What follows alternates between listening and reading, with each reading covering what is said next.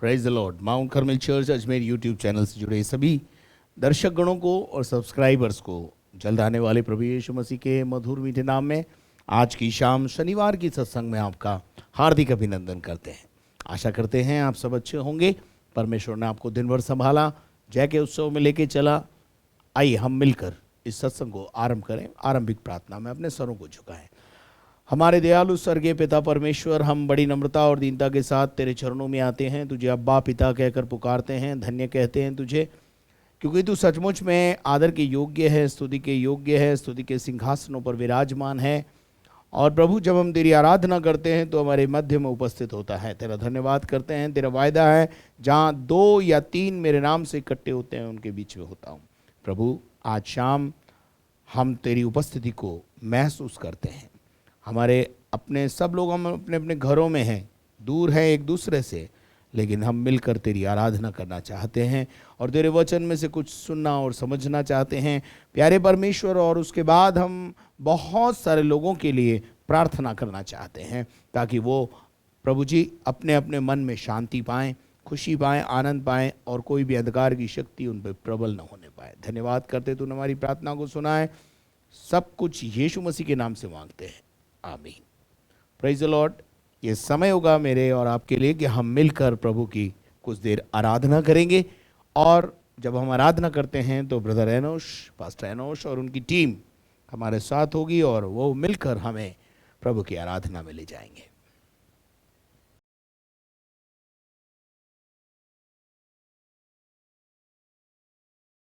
हम मिलके प्रभु की आराधना करें, उसकी स्तुति करें, कुछ गीतों को गा के उसकी जय जयकार को करेंगे।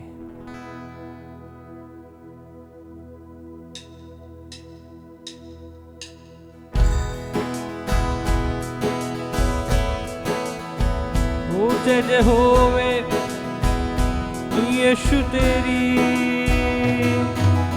अमृतवाणी तेरी, अमृतवाणी तेरी, अमृतवाणी तेरी, अमृतवाणी ते गाइए।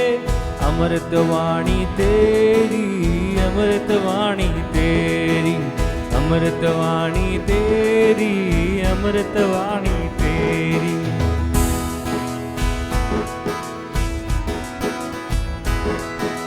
जय जय यीशु जय जय हो, जय जय यीशु जय जय हो, जय जय यीशु जय जय हो, जय जय यीशु जय जय हो, जय जय यीशु जय जय हो, जय जय यीशु जय जय हो, जय जय यीशु जय जय हो, जय जय यीशु जय जय हो। अमृतवाणी तेरी, अमृतवाणी तेरी, अमृतवाणी तेरी, अमृतवाणी तेरी।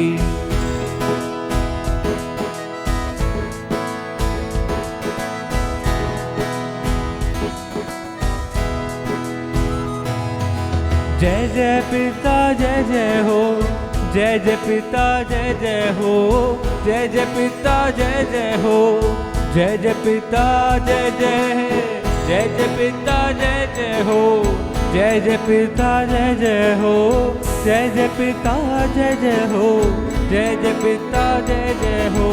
अमृतवाणी तेरी, अमृतवाणी तेरी, अमृतवाणी तेरी, अमृतवाणी तेरी।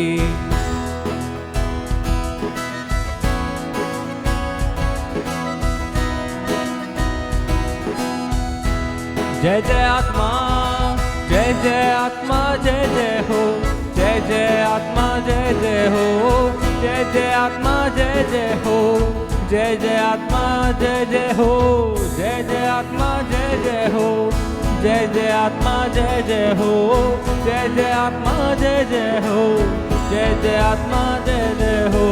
अमृतवाणी तेरी, अमृतवाणी तेरी, अमृतवाणी तेरी, अमृतवाणी तेरी।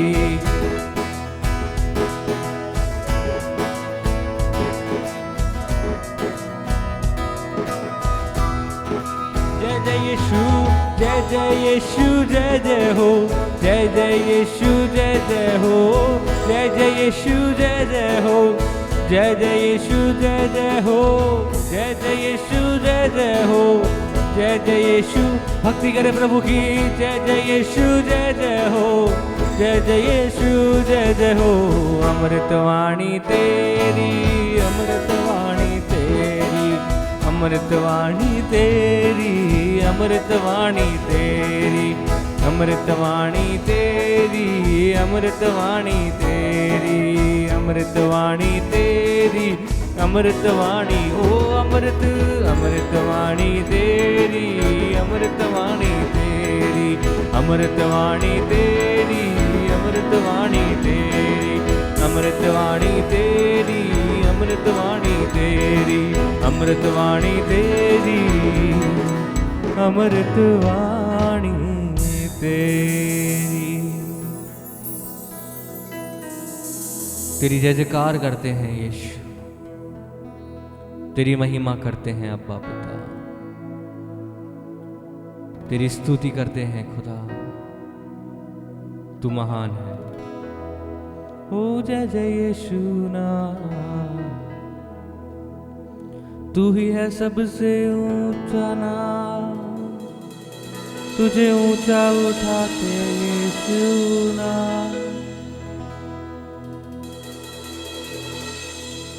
जिस नाम में है जिंदगी, वो नाम है यीशु मसीह।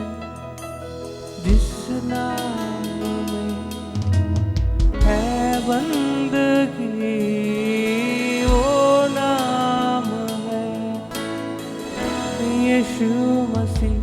यीशु नाम, यीशु नाम, यीशु नाम, यीशु नाम, यीशु नाम, यीशु नाम की जय। यीशु नाम, यीशु नाम, यीशु नाम, यीशु नाम, यीशु नाम, यीशु नाम की जय। यीशु नाम, यीशु नाम, यीशु नाम की जय।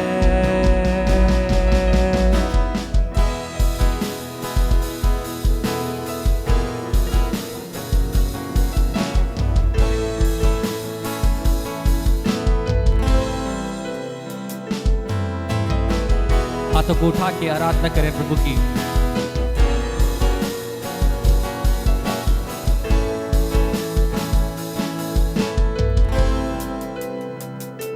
यीशु नाम में मिलती है क्षमा, यीशु नाम में मिलती है कृपा, यीशु नाम में मिलती है दया, यीशु नाम में करना दुआ।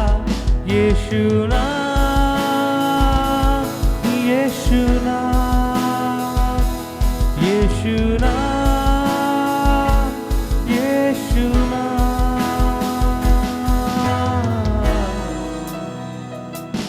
यीशु नाम, यीशु नाम, यीशु नाम, यीशु नाम, यीशु नाम, यीशु नाम की जय।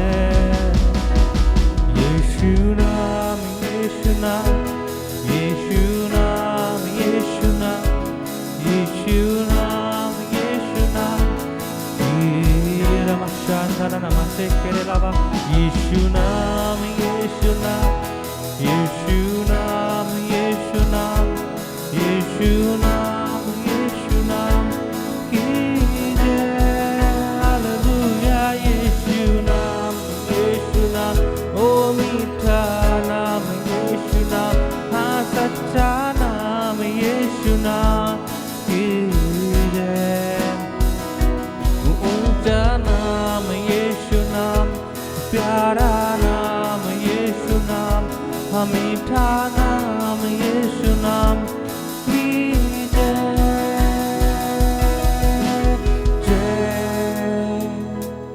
यीशु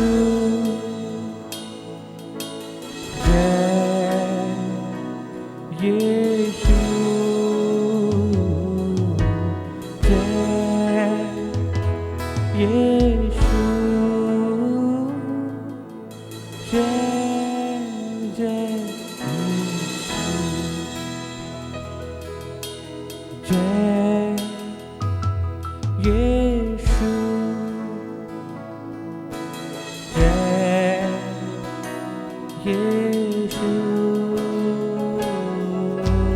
जय यीशु जय जय यीशु।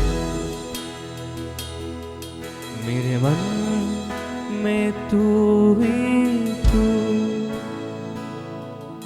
मेरी नजर में तू ही तू,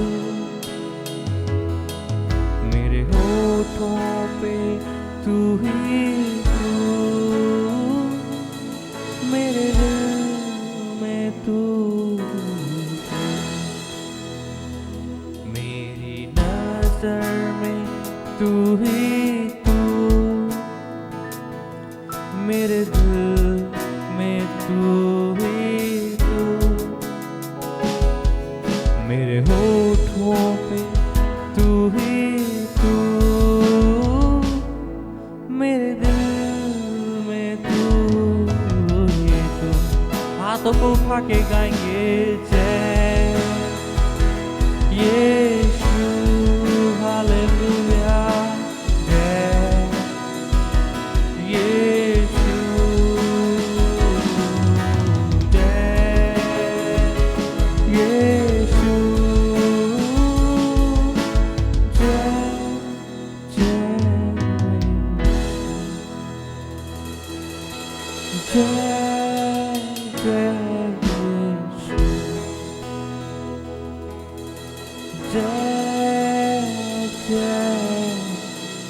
यीशु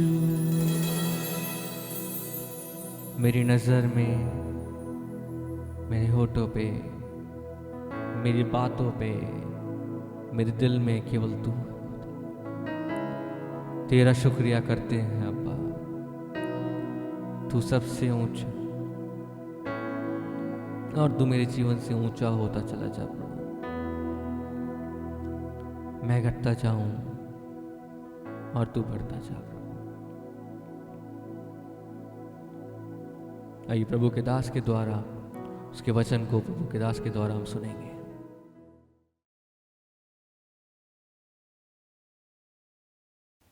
प्रेज द लॉर्ड। आप सब ने मिलकर अभी बहुत अच्छी आराधना प्रभु को चढ़ाई है, उसके लिए हम प्रभु को धन्यवाद देते हैं। और अब ये समय है मेरे और आपके लिए कि हम परमेश्वर के वचन की ओर चलें।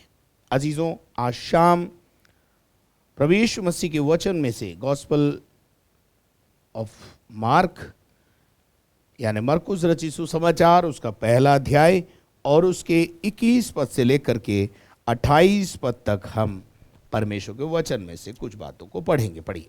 तब वे कफरनहूम में आए और वह तुरंत सब्त के दिन आराधनालय में जाकर उपदेश करने लगा, और लोग उसके उपदेश से चकित हुए, क्योंकि वह उन्हें शास्त्रियों के समान नहीं परंतु अधिकारियों के समान उपदेश देता था। उसी समय उनके आराधनालयों में एक मनुष्य था जिसमें एक अशुद्ध आत्मा थी। उसने चिल्लाकर कहा, हे यीशु नासरी, हमें तुझसे क्या काम? क्या तू हमें नष्ट करने आया है? मैं तुझे जानता हूँ, तू कौन है, परमेश्वर का पवित्र जन। यीशु ने उसे डांट कर कहा, चुप रह और उसमें से निकल जा। तब अशुद्ध आत्मा उसको मरोड़कर और बड़े शब्द से चिल्लाकर उसमें से निकल गई। इस पर सब लोग आश्चर्य करते हुए आपस में वाद विवाद करने लगे, यह क्या बात है? यह तो कोई नया उपदेश है। वह अधिकार के साथ अशुद्ध आत्माओं को भी आज्ञा देता है और वे उसकी आज्ञा मानती हैं। और उसका नाम तुरंत गलील के आसपास के सारे प्रदेश में फैल गया। Praise the Lord, hallelujah. मेरे अजीजों, प्रभु यीशु मसीह जब अपने देह के दिनों में था और कफरनहूम में यीशु मसीह का आना जाना लगा रहता था, और 21वें पद में हम देख रहे हैं, यहाँ पे लिखा हुआ है, और वे कफरनहूम में आए। कफरनहूम जो है वो उस जगह का एक शहर का नाम है जहाँ अक्सर यीशु मसीह आया जाया करते थे। अक्सर यीशु मसीह कफरनहूम में ठहरते थे, लोगों के घरों में ठहरते थे, और साथ साथ जब वो वहाँ कफरनहूम में होते थे तो उनके आराधनालयों में, यानी यहूदियों के आराधनालयों में, जो उन दिनों में सबत के दिन आराधना होती थी। सबत का दिन का मतलब होता है शनिवार के दिन आराधना का दिन होता है और वो उस दिन आराधना के लिए मैं गया और जब वो आराधनालय में गया तो वहाँ पर हम देखते हैं वहाँ जाकर यीशु मसीह ने उपदेश दिया, यानी कुछ बातें परमेश्वर के प्रेम के बारे में और उसकी शिक्षा और कैसे मसीही परमेश्वरीय जीवन जीना चाहिए, शायद उन बातों की चर्चा प्रभु यीशु मसीह ने की। और यहाँ हम देखते हैं जब भी यीशु मसीह, अगर आप पूरे गॉस्पल को पढ़ेंगे तो जब भी यीशु मसीह आराधनालय में जाता था लोग बड़ा आदर से यीशु मसीह को देखते थे और बड़े आदर के साथ यीशु मसीह को प्रचार करने का या और बहुत सारी बातों को समझाने का वो समय उसको दिया जाता था। और यहाँ पर भी हम देखते हैं कि जब यीशु मसीह कफरनहूम में आया तो उसे उपदेश के लिए बोला गया और वो उपदेश दे रहा था। और जब वो उपदेश दे रहा था तो उसके उपदेश में और जो शास्त्री और फरीसियों का उपदेश होता था उन दोनों में बहुत अंतर लोगों को दिखाई दिया। मेरे अजीजों, ये जो शास्त्री थे इनके पास परमेश्वरीय जो धर्मशास्त्र होता है उसका ज्ञान था और ये लोगों को ज्ञान बांटते थे, यानी उसमें से पढ़ते थे और उसमें से कुछ बातें समझा कर लोगों को सिखाया करते थे। तो एक होता है शास्त्रियों की नाई उपदेश और जो यीशु मसीह का उपदेश है वो शास्त्रियों की नाई नहीं है, ऐसा उस समय के लोगों का अनुभव है। मैं आज भी आपसे कहना चाहता हूं, एक आत्मिक व्यक्ति का प्रचार और एक नॉलेज से प्रचार करना, ज्ञान से प्रचार करना, उन दोनों में बहुत अंतर होता है। ज्ञान केवल ज्ञान तक सीमित रहता है, लेकिन एक आत्मिक व्यक्ति जब आत्मा से भरकर प्रचार करता है, पवित्र आत्मा के अभिषेक से प्रचार करता है, and he was appointed by God, तब उसके संदेश में ना केवल गूढ़ बातें होती हैं परंतु उसके संदेश में अधिकार, पावर एंड अथॉरिटी दिखाई देती है, अधिकार और सामर्थ दिखाई देती है। मैंने पिछले दिनों में भी बताया था कि दुनिया में बहुत सारी सत्संग होती हैं, इसमें कोई दो राय नहीं है कि सभी सत्संग में अच्छी बातें सिखाई जाती है।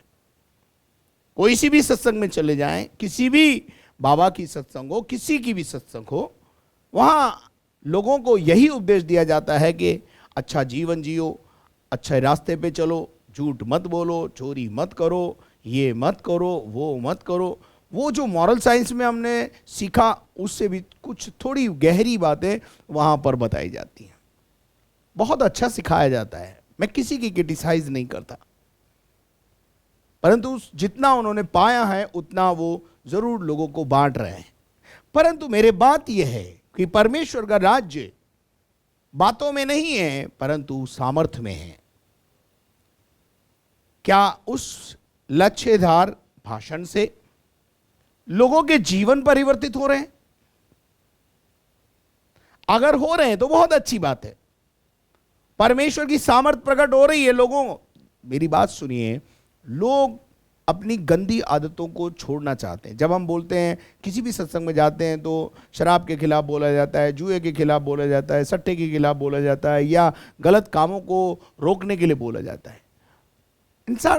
इंसान चाहता भी है कि मैं ऐसा बनूं जैसा ये बोल रहे हैं, परंतु बन नहीं पाता। उसका कारण यह है कि उस गंदी आदत से छूटने के लिए उसे ताकत चाहिए, उसे शक्ति चाहिए, विल पावर मजबूत होना चाहिए, और वो शक्ति केवल और केवल और केवल परमेश्वर देता है। वो जिंदगी को बदल देता है। शराबी की जिंदगी में जब परमेश्वर का वचन जाता है, जीवित परमेश्वर का वचन जाता है, तो सामर्थ्य के साथ आता है और वो उस गंदी आदत को छोड़ने की ताकत प्रभु से प्राप्त करता है। देखिए, प्रार्थना एक वो हथियार है, एक वो वेपन है जिसके द्वारा आप अपने जीवन की हर परिस्थिति पर विजय पाने की शक्ति प्राप्त करते हैं। क्या आप मेरे साथ हैं? क्या आपको मेरी बात समझ में आ रही है? यीशु मसीह के लिए क्रूस की मृत्यु सहना आसान नहीं था, दुख उठाना आसान नहीं था, परंतु प्रभु यीशु मसीह ने जब उसे मालूम पड़ा कि अब वो वक्त आ गया है कि मुझे क्रूस उठाना है, तो क्रूस उठाने से पहले, पकड़ाए जाने से पहले उसने अपने शिष्यों के साथ गेत्सेमनी के बाग में गया और उस बगीचे में जाकर रात के समय में शायद घुटने टेक कर प्रार्थना कर रहा है। लूका के 22वें अध्याय और उसके 40 पद से मैं पढ़ रहा हूं, और वहां पर हम देखते हैं कि यीशु ने अपने चेलों के साथ उस बाग में प्रार्थना करना शुरू किया। और पढ़ेंगे जरा 40 से। उस जगह पहुंचकर उसने उनसे कहा, प्रार्थना करो कि तुम परीक्षा में न पड़ो। और वह आप उनसे अलग एक ढेला फेंकने की दूरी पर गया और घुटने टेक कर प्रार्थना करने लगा। हे पिता, यदि तू चाहे तो इस कटोरे को मेरे पास से हटा ले। इस कटोरे को, यानी दुख का जो कटोरा है, वो क्रूस की मृत्यु का जो कटोरा है, वो जो दुखों से भरा हुआ कटोरा है, उसको मेरे जीवन से हटा दे। तो भी मेरी नहीं परंतु मेरी मर्जी नहीं, परंतु तेरी ही इच्छा पूरी हो। इच्छा मेरे जीवन में पूरी हो। और तब स्वर्ग से एक दूत उसको दिखाई दिया। देखिए, यहां पर परमेश्वर का वचन, बहुत जो मैं बात बता रहा हूं, क्रूस उठाने की सामर्थ प्रार्थना में जब परमेश्वर से उसने मांगी, प्रेज़ द लॉर्ड, क्या आप मेरे साथ हैं?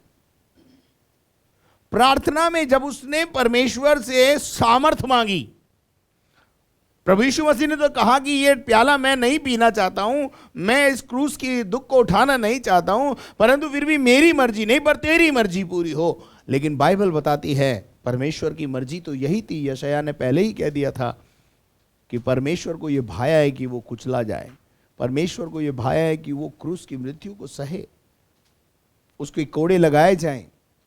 ये सब कुछ पहले से ही यशायाह ने भविष्यवाणी कर दी गई थी। तब परमेश्वर का एक स्वर्गदूत उसे दिखाई दिया और जो उसे सामर्थ देता था। जो उसे क्या दे रहा था? सामर्थ दे रहा था। तो मैं आपको बता रहा था, प्रार्थना हमको सामर्थ देती है। काहे के लिए? किसी भी परिस्थिति से गुजरने के लिए, किसी भी परिस्थिति से लड़ने के लिए हमें सामर्थ कहीं और से नहीं मिलती, पर प्रार्थना से मिलती है। और यहां हम देख रहे हैं, वापस मैं मरकुस के पहले अध्याय में आना चाहता हूं, जहां हम देख रहे हैं कि वचन कहता है कि वो उसके उपदेश से चकित हुए और वो शास्त्रियों की नाई नहीं परंतु अधिकारी की नाई उपदेश देता था। ऑथोरिटी के साथ बोलना, प्रचार में एक अधिकार दिखाई देता है,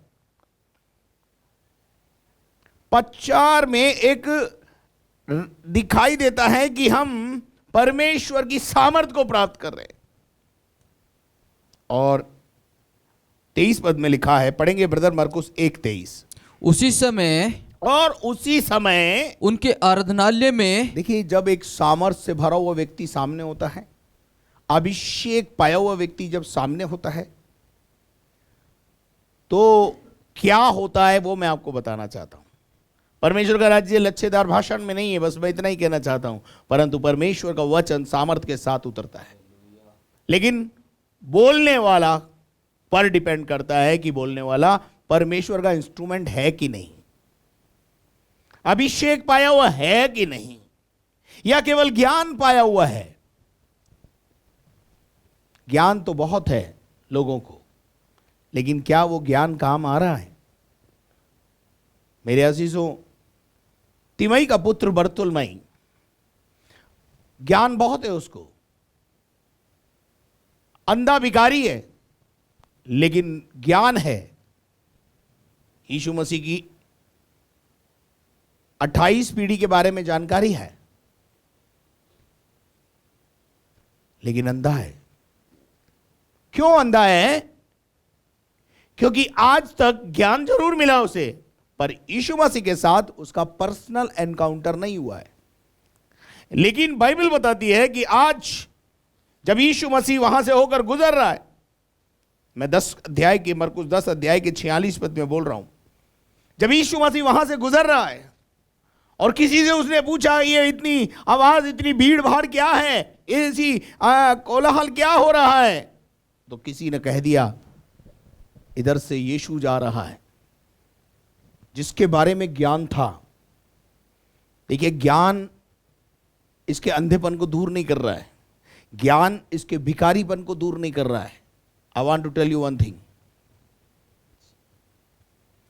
लेकिन जब यीशु मसीह के साथ उसका एक पर्सनल एनकाउंटर हुआ है, यीशु मसीह ने उसने जोर से पुकारा, हे दाऊद की संतान मुझ पर क्या कर, दया कर। ये दाऊद की संतान क्यों बोला? बोलना चाहिए ना यीशु नासरी मुझ पर दया कर। दाऊद की संतान, इसका मतलब उसकी पीढ़ियों का ज्ञान। ज्ञान होने से हमारी परिस्थिति नहीं सुधरती है।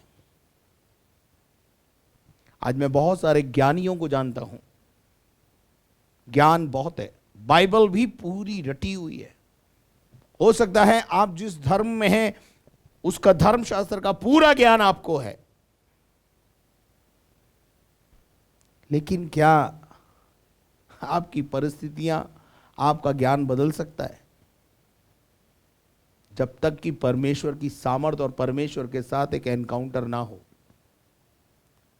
यहां हम एक मरकुस के पहले अध्याय में एक व्यक्ति को देख रहे हैं जिसमें, जो सभा के घर में एक मनुष्य था।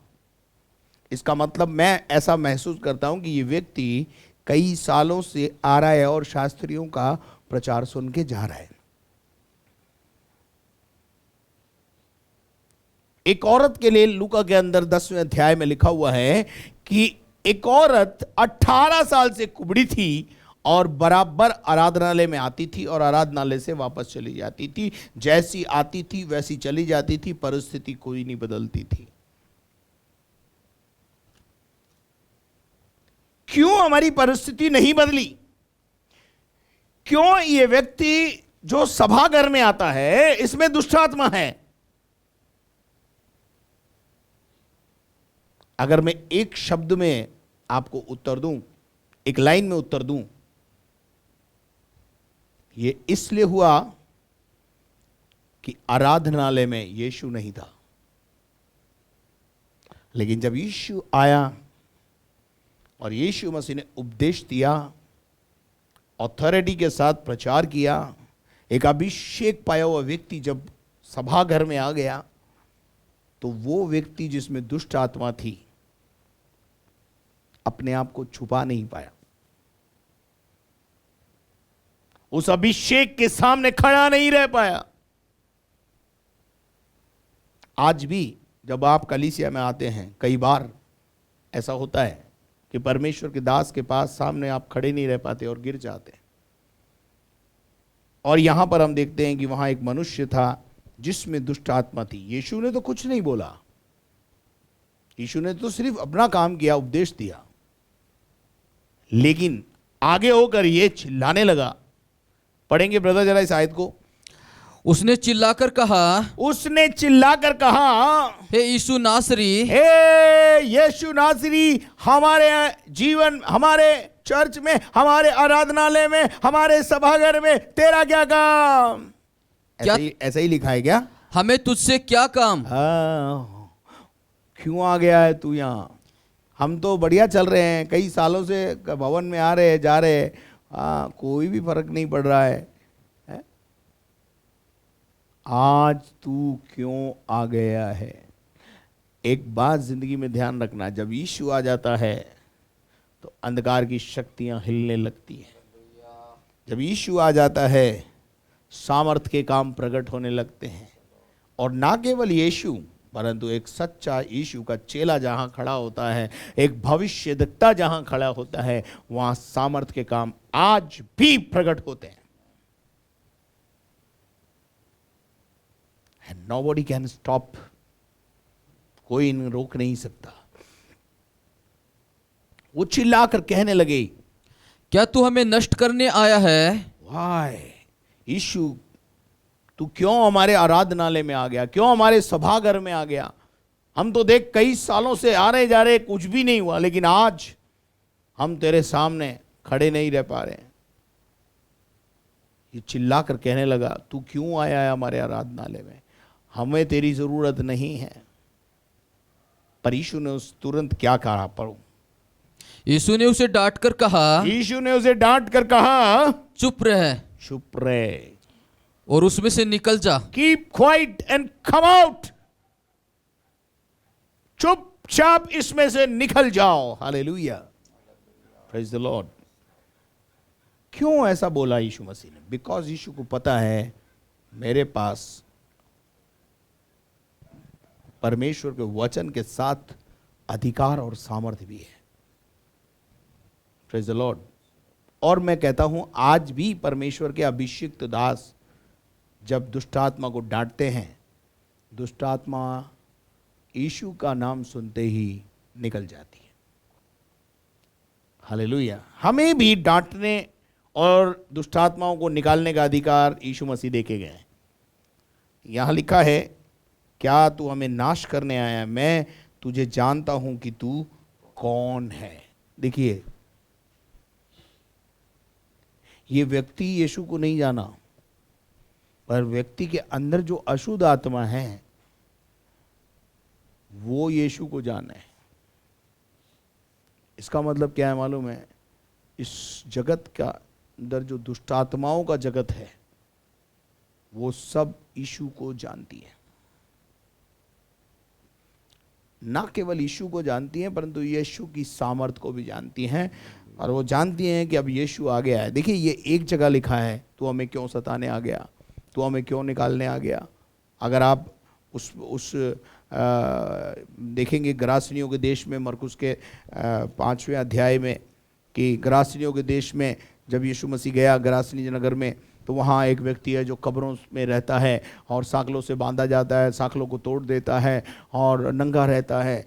जब यीशु मसीह वहाँ पहुँचा तो वहाँ पर भी उस दुष्ट आत्मा से ग्रसित व्यक्ति ने ऊंचे शब्द से चिल्ला कर कहा, 7वें पद में 5 का 7 में लिखा है, और ऊंचे शब्द से चिल्ला कर कहा, हे यीशु परम प्रधान के पुत्र, मुझे तुझसे क्या काम? मुझे ऐसा लगता है हमसे ज़्यादा दुष्ट आत्मा यीशु को और यीशु के बारे में जानती है।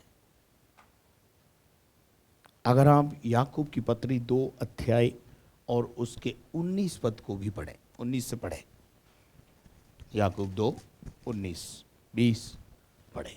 तुझे विश्वास है हाँ कि एक ही परमेश्वर है, हाँ तू अच्छा करता है। हाँ, यीशु मसीह ने कहा तुम्हें विश्वास है कि एक ही परमेश्वर है। आप भी बोलते हो एक ही परमेश्वर है, अच्छा है, ये बहुत अच्छी बात है। ये बात तुम्हारे समझ में आ गई तो बहुत अच्छी बात है। आगे, दुष्ट आत्मा भी विश्वास रखते हैं। यीशु मसीह ने बोला भाई दुष्ट आत्माओं के जगत में दुष्ट आत्मा भी विश्वास करती है। क्या विश्वास करती है? और थरथराते हैं। और साथ में क्या करती है? थरथराती है। और पर हे निकम्मे मनुष्य, हे निकम्मे मनुष्य, क्या तू यह भी नहीं जानता कि कर्म बिना विश्वास व्यर्थ है? चलिए वो आगे पढ़ लेना आप जाकर, लेकिन बस यहाँ मैं आपको बता रहा हूँ दुष्ट आत्मा भी यीशु पर विश्वास करती है। क्या विश्वास करती है? ये साधारण व्यक्ति नहीं है, ये परम प्रधान का पुत्र, परमेश्वर का पुत्र। Praise the Lord. परमेश्वर का पवित्र जन। यहाँ मरकुस में उसे एक बात कह के क्या संबोधित किया है, मैं तुझे जानता हूं कि तू कौन है, परमेश्वर का पवित्र जन। और यीशु ने 25 पद को पढ़ेंगे ब्रदर। यीशु ने उसे डांट कर कहा, यीशु ने उसे डांट कर कहा, चुप रह, चुप रहे और उसमें से निकल जा। और तब अशुद्ध आत्मा उसको मरोड़कर उसे मरोड़कर और बड़े शब्द से चिल्लाकर बड़े शब्द से चिल्लाकर उसमें से निकल गई। उसमें से निकल गई। आज से पहले डिलीवरेंस क्यों नहीं हुआ? क्या ये व्यक्ति उसी दिन पहली बार आराधनालय में आया था? क्या ऐसा अनुभव उस सभा घर में आने वाले लोगों को पहले भी कभी हुआ है?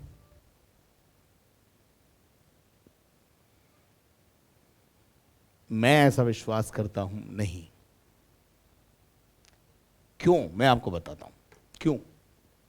इन्होंने पहली बार ऐसा कार्य देखा। हमारे यहां जब शनिवार की दुष्ट आत्माओं को निकालने की सभा होती है, चंगाई और छुटकारे की सभा होती है, लोग केवल देखने आते हैं कि पास्टर जी दुष्ट आत्मा को कैसे निकालते हैं, पास्टर दुष्ट आत्मा को कैसे डांटते हैं, कैसे पहचानते हैं, और किस प्रकार से दुष्ट आत्माएं सभा घर में बैठे हुए अपने आप चिल्लाने लगती हैं, अपने आप प्रकट हो जाती हैं, मैनिफेस्टेशन हो जाता है। क्यों हो जाता है? Because the power of the Holi spirit, पवित्र आत्मा की परमेश्वरीय सामर्थ, पवित्र सामर्थ उस जगह पर उतरती है। आज से पहले इस सभा घर में यह अनुभव नहीं था। क्यों? वो मैं आपको प्रूफ करूंगा, मैं प्रूफ करूंगा अभी आपको इस बात को। 26 पद पढ़े। तब अशुद्ध आत्मा उसको मरोड़कर और बड़े शब्द से चिल्लाकर उसमें से निकल गई। अब देखते हैं आगे क्या बोलते हैं। इस पर सब लोग आश्चर्य करते हुए, इस पर क्या करा लोगों ने? सब लोग आश्चर्य करते हुए, इस पर सब लोगों ने क्या किया? आश्चर्य कब होता है? जब कोई चीज पहली बार देखी जाती है। Am I right or wrong? अगर इससे पहले भी ऐसा अनुभव होता तो शायद ये बात यहां नहीं लिखी जाती। इससे पहले सभागर में कभी दुष्ट आत्माओं को डांट कर निकालने का अनुभव नहीं। This is the first time when Jesus entered in the church. पहली बार लोगों ने भाषण के साथ सामर्थ को भी देखा, उपदेश के साथ अधिकार का इस्तेमाल करते हुए एक व्यक्ति को देखा जिसका नाम यीशु है। तिमई के पुत्र बरतुलमई का 28 पीढ़ी का ज्ञान, 42 पीढ़ी का ज्ञान धरा रह गया और वो भीख मांगने की परिस्थिति में है, अंधा है। लेकिन एक दिन यीशु वहां से बाईपास हो रहा है और यीशु मसीह के पास, यीशु से उसने जोर से चिल्ला कर कहा, हे दाऊद की संतान मुझ पर दया कर, हे दाऊद की संतान मुझ पर दया कर। लोग उसे बोलने लगे चुप, पर वो और जोर से चिल्लाने लगा, आज मौका मिला है, छोड़ूंगा नहीं। आज एनकाउंटर का समय आया है, छोड़ूंगा नहीं। और वो जब जोर से चिल्लाने लगा तो लोग की तो छोड़ो, यीशु रुक गया। यीशु ने उससे रुक कर कहा, उसे मेरे पास लाओ। और लोगों ने जाकर उससे कहा, उठ, वो तुझे बुलाता है। For what? क्यों बुलाता है? ज्ञान से बढ़कर आज उसके जीवन में कुछ करना चाहता है। उसका ज्ञान उसकी परिस्थितियों को नहीं बदल पाया। ज्ञान तो है, लेकिन अंधे भिखारी की नाई बैठकर भीख मांगना उसकी परिस्थिति है। बट टुडे यीशु के पास जब उसे लाया गया, यीशु ने उससे पूछा, तू क्या चाहता है कि मैं करूं, तेरे लिए करूं? हे प्रभु, बस मेरी आंखें खोल दे, ताकि मेरी परिस्थितियां बदल जाए। और यीशु ने उससे कहा, तेरे विश्वास के मुताबिक यीशु ने उससे कहा, हाँ, चला जा, चला जा, तेरे विश्वास ने तुझे चंगा कर दिया है। तेरे विश्वास ने तुझे क्या कर दिया है? चंगा कर दिया है। मेरे अजीजों, यहां एनकाउंटर ने उसको, और क्या लिखा है आगे? वह तुरंत देखने लगा, और वो तुरंत परिस्थिति बदल गई। बाइबल बताती है वो कपड़ा फेंक कर आया था, ये उसका विश्वास था। क्या विश्वास था? कि दोबारा मुझे इस कपड़े पे बैठना नहीं पड़ेगा, अब आगे को मैं भिखारी का जीवन नहीं जीऊंगा। I am not beggar, I am going to become a son of God. अब मैं परमेश्वर का बेटा बनने जा रहा हूं। क्या आज शाम आप भी अपने जीवन में उन चीजों को फेंकने के लिए तैयार हैं जिसे प्रभु पसंद नहीं करता? प्रभु आपके जीवन में भिखारीपन को नहीं लाना चाहता है, गरीबी और बेरोजगारी नहीं लाना चाहता है। प्रभु आपके जीवन में उन्नति लाना चाहता है, प्रॉस्पेरिटी लाना चाहता है, समृद्धि लाना चाहता है। और मरकुस के वापस पहले अध्याय में वापस लाना चाहता हूं। और इस पर सब लोग आश्चर्य करने लगे। क्या लिखा है? इस पर सब लोग आश्चर्य करते हुए, इस पर सब लोग आश्चर्य करते हुए आपस में वाद विवाद करने लगे। आपस में वाद विवाद करने लगे। ये क्या बात है? ये क्या बात है? आज से पहले कभी इस व्यक्ति में कोई इस प्रकार का प्रकटीकरण नहीं हुआ, मैनिफेस्टेशन नहीं हुआ।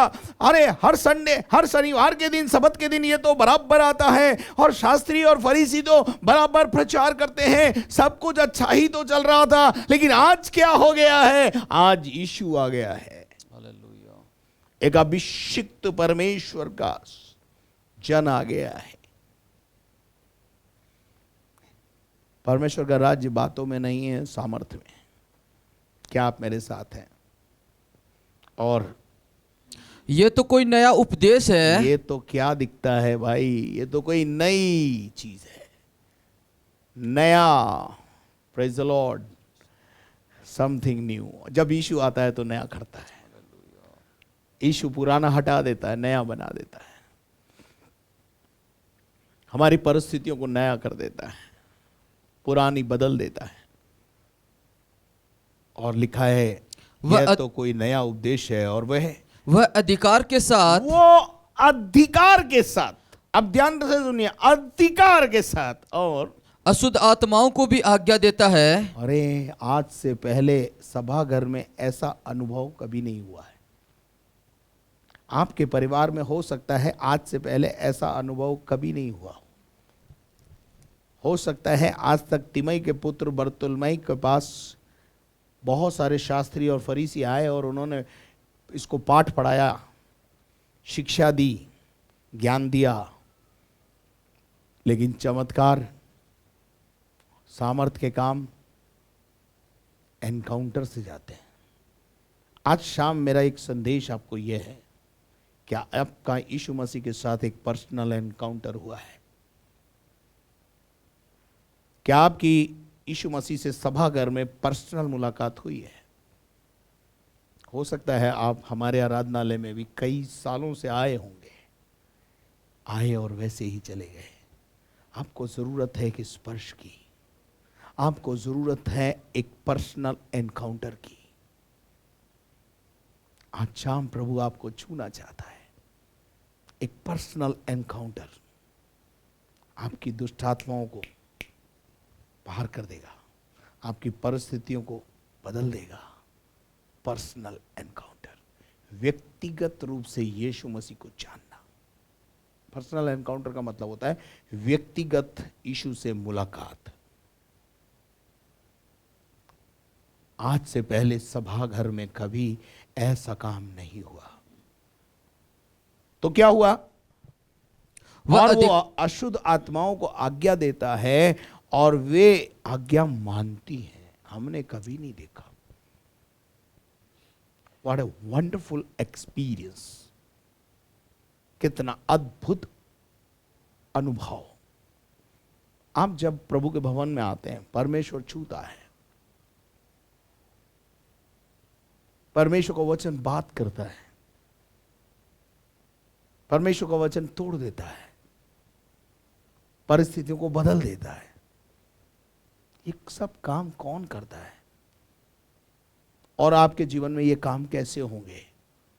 पर्सनल मुलाकात, व्यक्तिगत मुलाकात।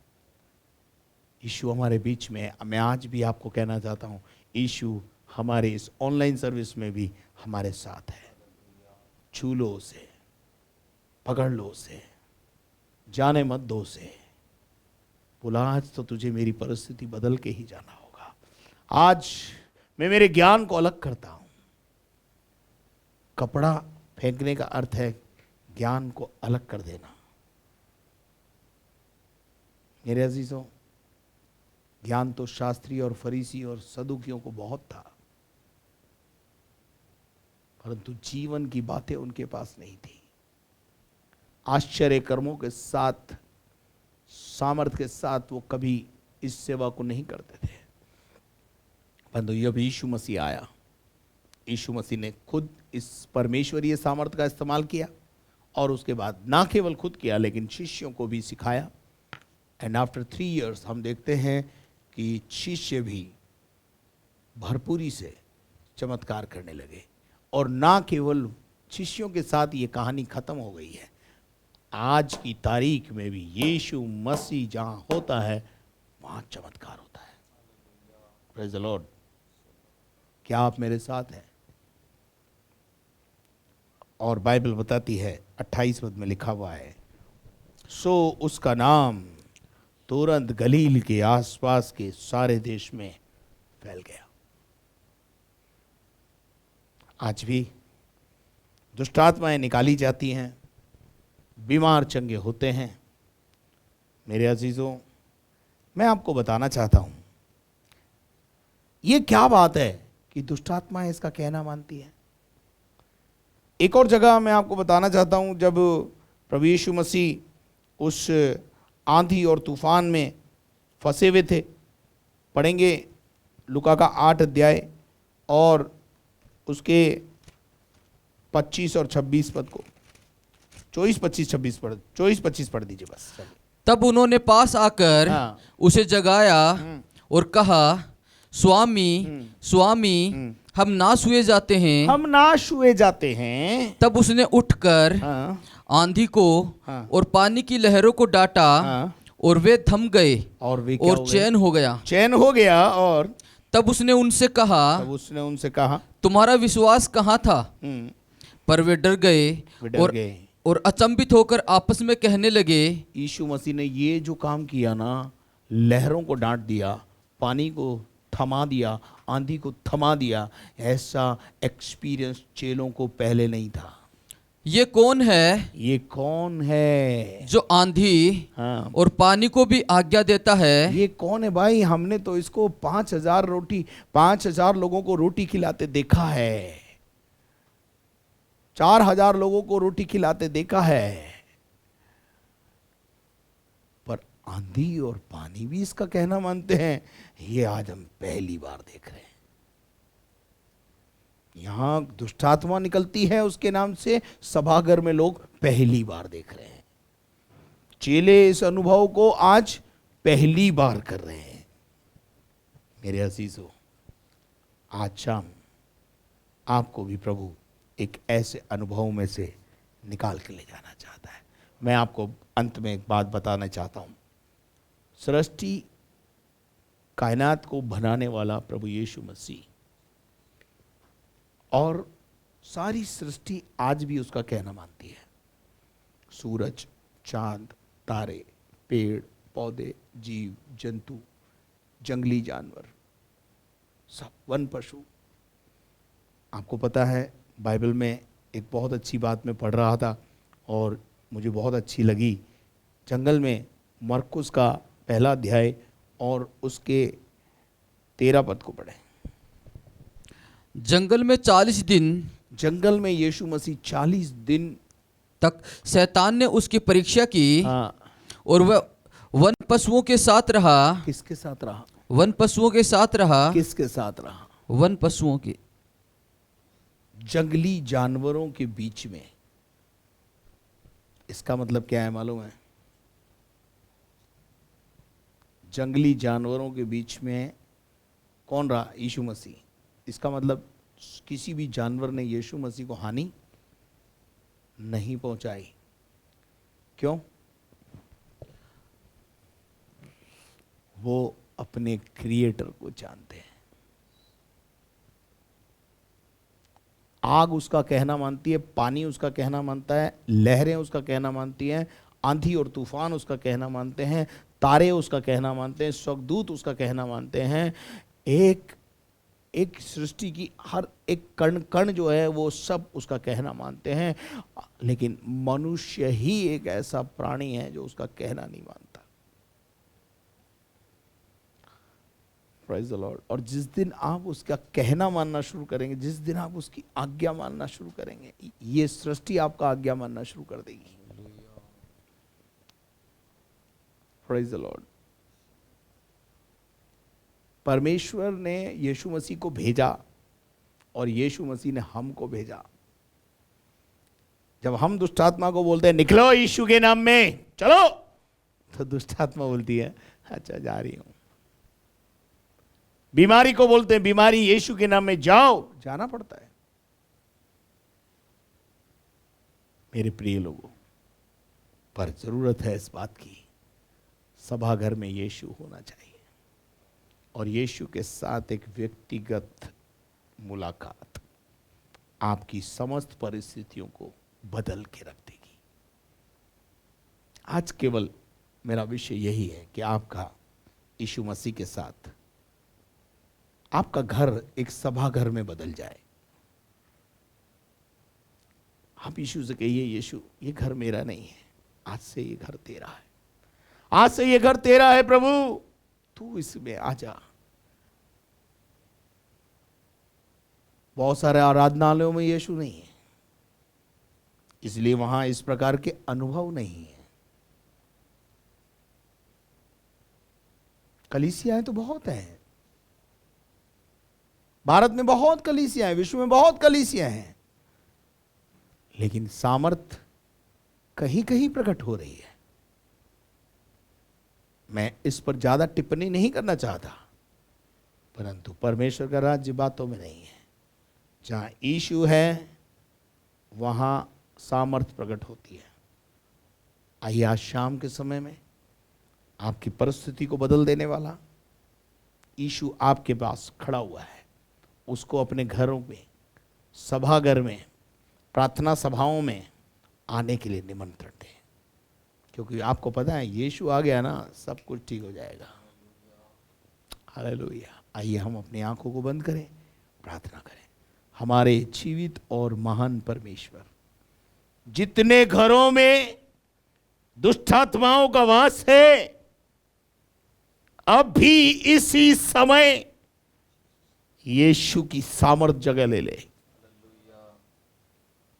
चलो यीशु के नाम में छोड़ो यीशु के नाम में। अगर कोई बीमार है तो चंगा कर प्रभु, अशांत मन है तो शांति दे प्रभु जी, खुशियों का जीवन दे, शांति का जीवन दे, बदल दे परिस्थितियां प्रभु जी। प्यारे खुदावन प्रभु जी, सड़क पर बैठकर भीख मांगता हुआ ये भिखारी ज्ञान से भरा हुआ है लेकिन सामर्थ नहीं है। शास्त्री और फरीसियों ने इसे बहुत ज्ञान दिया, परंतु वो सामर्थ उनके द्वारा नहीं निकली। प्यारे परमेश्वर हमारी मदद कर। आज जिनके जन्मदिन है मैं यीशु के नाम में उनको आशीष कहता हूँ, जिनके आज मैरिज एनिवर्सरी उनको भी यीशु के नाम में आशीष कहता हूँ। जो बीमार हैं उनको चंगा कर दे प्रभु जी।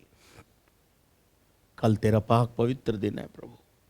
प्यारे खुदावन प्रभु जी, जल्द से ऐसा कर कि कलीसियाएं खुल जाएं पूरी रीति से प्रभु जी, ओपन हो जाए, जहां बच्चे बड़े बुजुर्ग सब आकर तेरी आराधना कर सकें। शनिवार की भीड़ भी प्रभु जी जो इंतजार कर रही है कि कब प्रभु का भवन खुलेगा और हम परमेश्वर के भवन में जाएंगे और आराधना करेंगे, ऐसा होने दे खुदा। हम घटे तू बढ़े, ही हमारे जीवन की इच्छा अभिलाषा है। सारी महिमा तुझे देते हुए प्रार्थना को यीशु मसीह के नाम से मांगते हैं, आमीन। और अब हमारे खुदावंद यीशु मसीह का फजल, खुदा बाप की मोहब्बत, पाक रूह की रिफाकत और शराकत अब से लेकर हमेशा तक हम सबों के साथ हमेशा तक होती रहे। और हम सब बोले आमीन। Praise the Lord. मेरे प्रिय भाई बहनों, यदि आपने हमारे चैनल को सब्सक्राइब नहीं किया तो जल्दी से पहले सब्सक्राइब करें, बेल आइकन को दबाएं। अगर आप आशीष पा रहे हैं तो शेयर करें, लोगों को लाइक करें। प्रार्थना टावर के नंबर स्क्रीन पर हैं। यदि आप प्रार्थना चाहते हैं तो आप स्क्रीन पर लिखे फ़ोन नंबर्स को इस्तेमाल करें। और यदि आप मुझसे व्यक्तिगत मिलना चाहते हैं, फ़ोन करें। इन प्रेयर टावर्स के नंबर्स पर फ़ोन करके अपॉइंटमेंट लेकर आप मुझसे मिल सकते हैं। और यदि आप जैसे भवन निर्माण का कार्य प्रगति पर है, यदि आपने अपने कमिटमेंट्स किए हैं तो प्लीज़ उन कमिटमेंट्स को याद करें, उनको पूरा करें, ताकि भवन निर्माण के कार्य में प्रगति हो जाए, जल्द से वो पूरा हो जाए। और साथ में हमारे बैंक अकाउंट की डिटेल स्क्रीन पर है, आप उसका इस्तेमाल करें। Thank you very much and may God bless you. अगले शनिवार फिर सत्संग में मुलाकात करेंगे। तब तक के लिए घर में रहें, सुरक्षित रहें।